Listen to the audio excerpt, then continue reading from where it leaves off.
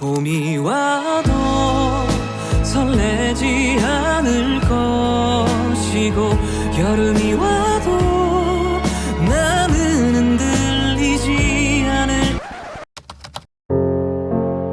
앞으로는 AI에 대해서 능숙해야 된다. 그러면은 미래에는 서바이벌 할 수 있다.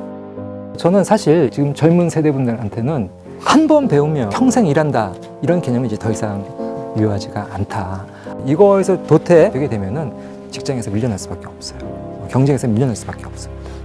들을수록 똑똑해지는 지식 뉴스. 이 미중 간의 그 기술 패권 경쟁이라는 얘기는 아마 들어보셨을 거예요. 중국의 그 딥시크 출시가 이런 그 미중 간의 이 기술 패권 경쟁의 가장 하나의 좀 이렇게 극적인 대표적인 사례가 아닐까 생각이 들고요. 최근에 그 GPT 자체의 등장이 이 기술적인 변곡점인 것은 분명합니다. 예, 분명한데 세계 그 공대 대학 랭킹 최근에 발표한 적이 있었어요. 근데 1위만 이제 하버드 대학이고 2위부터 전부 다 중국 대학이에요. 이것만 보더라도 이 중국의 이 지금 과학기술 인력 인재가 이제 어마무시하다라는 것을 아마 느끼실 수 있을 것 같습니다. 그런데 저는 사실 이런 그 경쟁 구도가 나름대로 나쁘지 않다. 여러 산업에 파급 효과를 가져오면서 우리가 그동안 상상하지 못했던 엄청난 혁신이 산업이나 사회에서 일어나지 않을까 그렇게 예상을 하고 있습니다. 안녕하세요. 저는 카이스트 문술미래전략대학원의 서용석이라고 합니다. 여러분들이 또 관심을 갖고 있는 미래의 일이라든가 미래의 직업에 대해서 함께 이야기 나눠보도록 하겠습니다. 일단 그 기술 패권 경쟁 관련해서 제가 좀 하나 설명드리고 싶은 개념이 기정학이라는 개념이에요. 어떤 나라가 첨단 기술과 산업을 보유하고 있느냐 없느냐 여부에 따라서 뭐 그 나라의 경제나 뭐 산업은 말할 것도 없고 이 국방이나 안보 심지어 동맹의 관계까지 좌우되는 시대가 바로 기정학의 시대다. 그러면은 기정학 시대의 가장 중요한 요소가 무엇일까? 첫째도 인재, 둘째도 인재, 셋째도 인재라고 생각을 합니다. 결국 사람이 기술을 개발하고 또 이 개발된 기술을 어떻게 산업에 적용하는지 이거 다 사람이 하는 거라는 거죠. 근데 문제는 우리나라가 그런 인재가 예전 같지 않다는 겁니다. 그 첫 번째 이유가 바로 이 인구 구조 변화, 저출산. 이 저출산의 영향이 이미 벌써 20년 이상 지속돼 왔고요. 70년하고 71년생은요, 한 100만 명 가까이 태어났습니다. 근데 2023년도에 우리나라 출생아 숫자가 어느 정도인지 아십니까? 23만 명이에요. 완전히 4분의 1도 안 되는 그런 숫자입니다. 하지만 생산 가능 인구 줄어드는 부분은 AI가 또 자동화가 충분히 해결이 가능하다라고 저는 개인적으로 보고 있습니다. 일단 사람을 활용하는 것보다 AI를 활용하는 게 더 비용이 적어지면 당연히 기업들은 그렇게 갈 거예요. 그래서 생산 가능 인구가 줄어서 이제 경제가 쪼그라든다. 이 부분은 하나만 알고 둘은 모르는 생산 가능 인구 감소가 문제가 아니라 우리 경제가 쪼그라드는 거는 결국은 소비할 인구가 없어서 쪼그라든다. 소비할 사람이 지금 적어진다는 게 문제거든요. 그렇죠? 로봇이 뭐 소비를 하진 않잖아요. 일단 70년대생에 국한해서 좀 말씀을 드리자면 우리가 고령자 그러면 다 65세 이상 다 일괄적으로 고령자라 그러잖아요. 근데 이 고령자도 좀 세분화할 필요가 있어요. 보통 이제 65세에서 74세까지를 뭐 전기 고령자 또는 준고령자 이렇게 얘기가 되고 있고요. 그다음에 75세부터 84세를 중기 고령자, 85세 이상을 후기 고령자 또는 초고령자 이렇게 구분을 합니다. 근데 이 전기 고령자 있잖아요. 이게 65세에서 74세는요, 정신적으로나 또 신체적으로나 경제 사회 활동을 충분히 할 수 있는 그런 나이입니다. 사실 65세 이상 고령자라는 기준이 비스마르크가 1883년도에 독일의 사회보장 제도를 도입을 하면서 65세 이상부터 연금을 받게끔 그렇게 규정을 했어요. 그때부터 이제 65세 이상 고령자 이런 등식이 성립이 된 거죠. 근데 당시에 그 1880년대 독일의 그 기대 수명이 50세였어요. 50세. 근데 지금 기대 수명 얼마입니까, 우리나라? 남녀 모두 80세가 넘었습니다. 거의 30년의 격차가 나는데 아직도 65세 이상 고령자 하기에는 조금 시대가 많이 달라졌죠. 그래서 저는 이제 그 65세에서 이 74세가 충분히 경제사회 활동을 할 수 있다. 그래서 지금 70년대생들이 50 넘어서 50 중반까지 가신 분들이 있으실 거예요. 이분들이 앞으로 계속 은퇴를 하실 텐데 이분들이 사실 그 정보통신 기술에 굉장히 익숙한 세대입니다. 중고등학교 때까지는 이제 디지털 기술이 없었는데 직장 생활, 업무를 하면서 처음으로 이제 컴퓨터를 사용하기 시작한 시대고요. 또 우리나라의 그런 그 인터넷 시대를 또 주도했던 그런 시대이기도 합니다. 그런데 이분들이 그런 그 디지털 기술에 익숙하다 하더라도 지금은 자고 일어나면 새로운 기술이 나오는 거예요. 워낙 새로운 기술들이 막 쏟아져 나오니까 저도 여기에 대해서 관심을 갖고 공부하지 않으면은 모르겠더라고요. 아, 나는 그래도 뭐 디지털 기술이 익숙해. 이런 좀 자만심을 갖고 있다가는 나중에 큰 코 다칠 수 있다. 새로운 기술을 계속해서 관심을 갖고 학습을 해야 된다는 겁니다. 예, 안 그러면은 도태될 수밖에 없다. 이 문명사적으로 봤을 때 사회가 변화하면서 많은 직업들이 사라지고 또 새로운 직업들이 나타났다. 이건 뭐 역사적인 사실이고 미래에 사라질 직업을 말씀드리기에 앞서서 지난 한 50년 정도 어떤 직업들이 사라졌는지에 대해서 좀 살펴보고 갈 필요가 있을 것 같아요. 사회가 변화하고 또 사회를 변화시키는 가장 또 중요한 동인이 저는 기본적으로 이제 기술 발전, 기술 혁신이라고 생각을 하고 있습니다. 아마 여러분들은 기억 못 하시겠지만 예전에 버스 안내양이라는 분들이 계셨습니다. 지금은 버스가 다 자동문으로 열리고 닫히고 하잖아요. 이게 이제 자동화되면서 사라진 거고. 뭐 유사한 맥락에서 전화 교환수라는 것도 있었어요. 그것도 이제 사라졌고. 그리고 이제 극장에 영화 간판 같은 거 이렇게 옛날 손으로 다 그렸어요. 그런 분들도 다 지금은 뭐 사라지신 거죠. 그다음에 뭐 무인 점포 많이 생기면서 캐시어 사라지고 이런 부분들이 이 자동화로 인해서 점점 이제 사라지고 있다는 겁니다. 자, 그렇다면 앞으로 미래에 어떤 직업들이 사라질까? 일단 스포츠 경기 심판도 AI 심판이 대체될 가능성이 굉장히 높습니다. 야구 같은 경우는 특히 더 그래요. 축구처럼 이렇게 동적으로 움직이지 않고 정적인 스포츠 경기다 보니까. 그래서 이 스포츠 심판도 사라질 것 같고, 그리고 또 하나가 그 운전사. 개인 택시는 조금 먼 얘기겠지만은 트럭이나 버스는 정해진 루트로 다니기 때문에 충분히 AI가 대체할 수 있는 그런 직업이고요. 가장 큰 타격을 받는 게 통번역사. AI 번역기 써보셨죠? 너무 잘하잖아요, 번역을요. 뭐 지금 텍스트만 하는 게 아니라 음성까지도 실시간으로 번역을 하잖아요. 그래서 과연 내가 앞으로 영어 공부를 계속할 필요가 있을까? 이런 생각마저 들게 할 정도로 번역을 워낙 잘합니다. 저는 사실 그 챗 GPT 쓰면서 1년 전에 이제는 조교가 필요 없겠구나 라는 생각을 했었어요. 그냥 키워드 몇 개 던져 넣으면요, 논문 제목을 뽑아줘요. 목차도 다 잡아주고, 그 다음에 뭐 방법론도 제시해주고, 그리고 선행 연구도 다 리뷰를 해줍니다. 이거 다 알아서 논문도 작성해주고, 심지어는 지도까지 해주는데, 이런 상황에서 과연 내가 설 자리가 있을까, 그런 생각을 이제 종종 합니다. 그리고 여기 현재 인기 있는 직업들이 과연 미래에도 인기가 있을까? 저는 기본적으로 미래에도 이제 살아남을 수 있는 직업 가운데 하나로 의사, 간호사, 그 다음에 성직자, 교사, 이들 직업들이 어떤 공통점이 있을까요? 뭔가 전문 영역을 기반으로 한 사람과의 관계가 좀 그렇죠. 관계. 예, 특히 감정, 감성과 밀접한 관련이 있는 그런 직업들입니다. 교육자는요, 단순히 그냥 지식을 전달하는 게 아니라 학생들하고 교감해야 돼요. 이게 굉장히 중요합니다. 성직자도 마찬가지입니다. 이 사람의 감성과 감정과 그런 교감하는 그런 직업은 사라지기가 어려워요. 자, 그렇다면 AI가 과연 사람처럼 감정과 감성을 가질 수 있을까? 이것까지 대체할 수 있지 않겠는가?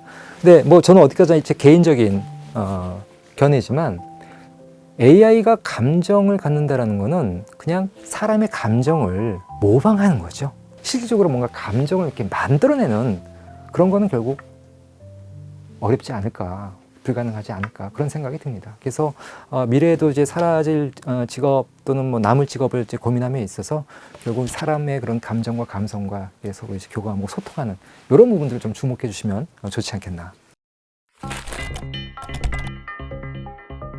그럼 AI로 사라지는 일자리도 있겠지만 새로 생겨나는 일자리도 있을 거잖아요.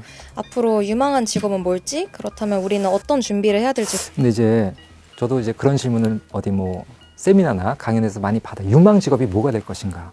뭔가 새롭게 부상할 수 있는 그런 직업들에 대해서 좀 말씀드려보면, 저는 기본적으로 이 미래 연구는 변화에 대한 연구입니다. 그래서 그 변화를 견인하는 동인이 무엇인지를 저는 항상 찾고 고민을 하고 있습니다. 그 중에서 이제 구조적인 변화의 동인이 존재하는데, 그 첫 번째가 기술 혁신이고, 그 두 번째가 이 인구 구조 변화고, 세 번째가 기후 변화다. 그래서 이 기술 혁신 관련해서 일단 기본적으로 뭐 AI가 굉장히 하나의 좀 대세가 되고 있겠지만은, 첨단 바이오 쪽에서도 상당히 또 새로운 그런 직업들이 등장할 가능성이 있고요. 그리고 또 하나가 양자. 지금 아직은 조금 이렇게 이머징한 부분이긴 하겠지만은, 이 양자 기술의 발전으로 인해서 또 우리가 또 예상치 못했던 그런 또 새로운 기술들이 나타날 수 있다. 그다음에 이제 그 인구 구조 변화, 이제 저출산 고령화, 이제 고령자가 굉장히 많아지게 되는데 어떤 새로운 직업들이 나타날 수 있을까? 저는 그 중에 하나가 장생시대 설계사. 그러니까 지금 우리 기대 수명이 한 80세가 넘는데, 그냥 뭐 아프면서 오래 사는 게 아니라 젊고 건강하게 120세까지 살 수도 있다. 그러니까 이게 우리가 아프지 않고 젊음을 유지하면서 건강하게 오래 사는 거, 이건 고령화가 아니에요. 장생화지. 그래서 저는 이걸 장생시대라고 이제 표현을 하는데, 그동안 뭐 여러분들은 이제 라이프스타일 설계를 뭐 한 65세 정도에 맞춰서 했잖아요. 이제부터는 그게 안 된다는 겁니다. 120세로 살 것을 설정을 해놓고 거기에 맞게끔 인생을 설계를 해야 된다는 거예요. 그래서 이걸 전문적으로 또 이제 컨설팅 해줄 수 있는 이런 것들도 하나의 유망한 직업이 될 수 있을 것 같고요. 좋은 죽음 설계사. 이제 고령화가 이제 심화되면서 나이 든 분이 많아진다는 거는 사망자도 그만큼 많아진다는 거예요. 사실 2020년도 처음으로 우리나라가 출생자 숫자보다 사망자 숫자가 더 많아졌습니다. 앞으로 더 많아질 겁니다. 아마 2030년대가 되면은 매년 50만, 2040년대가 되면 60만, 이제 50년대 가면 70만. 시장이 커진다라는 거예요. 죽음 시장. 예, 근데 이게 우리나라는 좀 이렇게 죽음을 좀 금기시하는 그런 문화가 있습니다. 그런데 이 죽음이라는 건 결국 뭐 우리가 피할 수 없는 하나의 운명이잖아요. 이거를 좀 긍정적으로 우리가 좀 검토하고 좋은 죽음을 맞이할 수 있도록 이거 좀 준비를 잘 하자. 이런 비즈니스들이 지금 상당히 유망 산업으로 부상을 하고 있습니다. 그래서 이 좋은 죽음 설계사도 우리가 좀 관심을 갖고 봐야 되는 부분이 아닐까 생각이 들고요.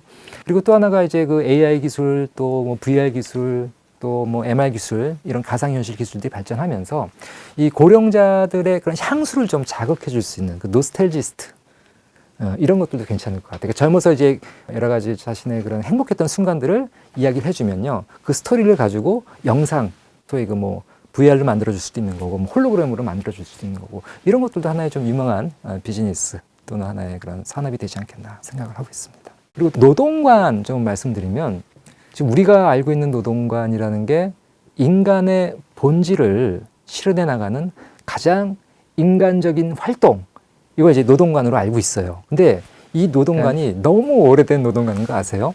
이게 마르크스가 얘기한 노동관입니다. 산업혁명 전후에. 근데 지금 우리가 산업화 시대를 넘어서 정보화 시대를 넘어서 지금 뭐 AI 시대에 살고 있는데 아직도 올드한 노동관에 매몰되어 있는 것이 아닌가, 좀 그런 생각을 종종 합니다. 자, 그렇다면 이제부터 어떤 새로운 노동관을 우리가 가져야 되는가? 호모 루덴스라는 책이 있습니다. 우리말로는 이제 놀이의 인간, 유의의 인간. 그러니까 인간은 호모사피엔스, 사고하는 인간이 아니라 본질적으로 노는 걸 추구하는 게 바로 인간의 본질이다. 노동과 놀이의 경계가 계속해서 허물어지고 있다. 과거 고대 그리스, 로마의 그 귀족들은 생산활동에 참여하지 않았습니다. 생산활동은 오로지 노예가 다 했어요. 그리고 그 귀족들은 그 노예가 창출한 그런 생산의 그런 그 풍요를 이제 누리면서 살아나간 거죠. 그러면서 뭘 했겠습니까? 그 사람들은, 귀족들은. 결국은 놀았어요. 네. 놀았습니다. 또 노래 부르고 시 짓고 뭐 그림 그리고, 그게 결국 인간의 본질이다. 근데 AI가 결국은 노예 역할을 이제 대체해 주면은 결국 인간은 이 놀이 활동을 통해서 뭐 거기서 또 생산을 할 수도 있는 거고요. 그리고 또 거기서 뭔가 그 삶의 행복, 또 여러 가지 보람을 찾을 수도 있는 거죠. 예. 그러니까 노는 것 자체가 앞으로는 상당히 그 큰 부가가치를 만들 수도 있다. 그래서 잘 놀 줄 아셔야 됩니다. 한 번 배우면 뭐 평생 일한다, 이런 개념이 이제 더 이상 유효하지가 않다. 자신 스스로 개발을 해야 된다라는 거죠. 그래서 아마 많이 들어보셨을 거예요. 그 리스킬링, 업스킬링. 뭔가 새로운 그 직무나 산업으로 이직을 하기 위해서 새로운 기술을 학습하는 걸 이제 리스킬링이라고 그러고, 자기가 지금 하고 있는 일, 이 직무에서 뭔가 성과를 더 향상시키기 위해서 기술을 학습하는 것을 이제 업스킬링이라고 이야기를 합니다. 이 리스킬링과 업스킬링은요, 이건 선택이 아니에요. 이제부터는 필수가 됩니다. 이거에서 도태되게 되면은 직장에서 밀려날 수밖에 없어요. 경쟁에서 밀려날 수밖에 없습니다. 어느 순간 그 여러분들이 갖고 있는 그 스킬이나 기술이 쓸모 없어질 때가 될 수도 있어요. 그래서 적응력이라는 게 굉장히 중요합니다. 그리고 또 하나가 회복력이라는 거예요. resilience라고. 여러분들 앞으로도 계속 제 직장 생활 하시면서 특히 이렇게 변화가 빠른 시기에는 그 실패와 좌절을 겪는 것은 너무나 당연한 일이 될 수 있다는 겁니다. 그러니까 여러분이 종사하고 계신 그 산업 자체가 붕괴가 될 수도 있는 거고, 여러분들의 쌓였던 여러 가지 노하우나 이 스킬이 어느 순간 필요 없게 될 수도 있다는 겁니다. 근데 이런 실패와 좌절에서 굴복하면 안 된다는 거죠. 이런 그 실패와 좌절로부터 배우고 어떻게 기회로 전환시킬 수 있는가가 바로 이 회복력, 리질리언스라는 거죠. 그래서 저는 이 변화에 빠르게 적응할 수 있는 그 적응력, 그 다음에 이런 실패와 좌절이 왔을 때도 빨리 어떻게처럼 일어설 수 있는 그런 회복력, 이 두 가지 굉장히 중요하다고 생각을 합니다. 그리고 특히 지금 젊은 세대분들한테는 단순히 그냥 AI 문해력, 리터러시로 끝나면 안 됩니다. AI 리터러시는 그냥 AI 문해력이다 한다면 AI 플루언시는 AI에 대해서 능숙해야 돼요. 여러분들이 앞으로 뭐 사회에서 또 직장에서 경쟁력을 가지려면요, AI 플루언스가 필요하다. AI에 대해서 굉장히 능숙해야 된다. 예를 들면 AI 관련 서비스가 엄청나게 많은 거 아시죠? 챗 GPT만 있는 게 아닙니다. 유료 프로그램들이 많이 있는데, 저희 그 연구실, 대학원 연구실에 그 박사과정 한 명이 있는데, 이 친구는 한 달에 150만 원을 써요. 다 활용해보고 장단점을 다 비교해서 이거를 또 저희 그 연구실 학생들한테 알려줍니다. 이건 여기에 좋고 이건 여기에 좋고. 그러니까 무엇보다 중요한 거는 이 AI를 어떻게 활용하고 또 무엇에 적응할지에 대해서 상당한 그런 좀 노하우, 경험, 아마 이런 부분들은 상당히 중요한 하나의 그 탤런트가 되지 않을까. 그래서 항상 앞으로는 이 기술 진보, 이 기술 트렌드에서 눈을 떼시면 안 됩니다. 항상 관심을 갖고 지켜보셔야 됩니다. 이제 그렇게 하셔야지만 미래에는 서바이벌 할 수 있다. 이 말씀드리고 싶습니다. 저는 가장 중요한 게 그 AI와 사람 간의 협력. 이걸 잘 짜야 돼요. 그러니까 AI가 잘할 수 있는 부분이 분명히 있고요. 또 사람이 잘할 수 있는 부분도 분명히 있습니다. 예, 그러니까 예를 들어서 사람 같은 경우는 AI보다는 조금 더 창의적일 수 있고, 그리고 전략적인 그런 부분이 있다는 거죠. 그래서 이런 부분들을 이제 잘 매칭을 시켜야 된다는 거죠. 제가 한 10년 전에 읽었던 책 중에 하나가, 거기서 그런 문구가 지금도 굉장히 기억에 남습니다. 그러니까 미래에는 사람과 기술, 기계가 경쟁하는 것이 아니라 사람과 기계가 협업을 한 팀과 또 다른 사람과 기술, 기계가 협업한 팀, 요 두 팀 간의 경쟁이 될 것이다. 그렇기 때문에 아마 그런 그 기업 입장에서는 어떻게 하면은 이 사람과 특히 AI를 잘 이렇게 협업하게 만들어서 효율성과 생산성을 높이는, 아마 이런 부분에 대해서 많은 고민을 하게 되지 않을까라는 생각을 하고 있습니다. 오늘 교양일을 부탁해요는 여기까지입니다. 감사합니다. 감사합니다.